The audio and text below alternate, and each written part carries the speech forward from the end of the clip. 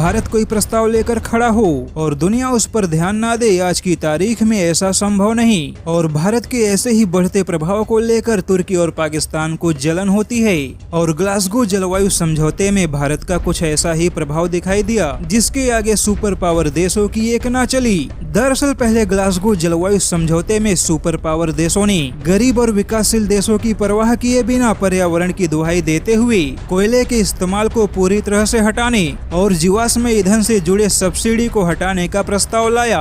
यहाँ तक कि ऐसे प्रस्ताव को लेकर सहमति भी बन गई। लेकिन जैसा कि अमीर देशों का यह प्रस्ताव विकासशील और गरीब देशों के हित में नहीं था, क्योंकि विकासशील और गरीब देशों को जीवाश्म ईंधन पर सब्सिडी नहीं मिलेगी तो उनके लिए विकास कर पाना मुश्किल होगा।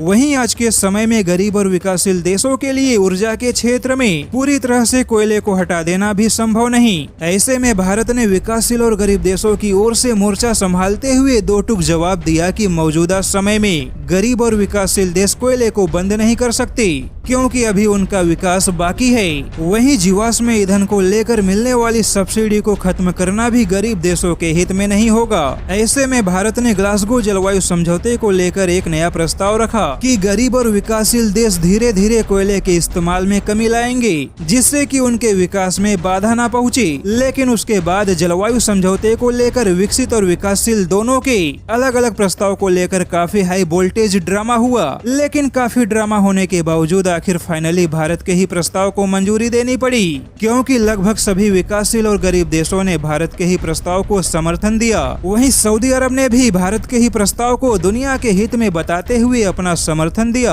और भारत के ही लाए गए प्रस्ताव की वजह से जलवायु परिवर्तन पर होने वाली चर्चा को एक दिन और आगे बढ़ाने की आवश्यकता पड़ी। और ऐसे में भारत के लाए गए प्रस्ताव की वजह से अमीर देशों के पहले लाए गए प्रस्ताव को पीछे हटाना पड़ा और सभी के हितों को ध्यान में रखते हुए फाइनली भारत के ही प्रस्ताव को मंजूरी देनी पड़ी।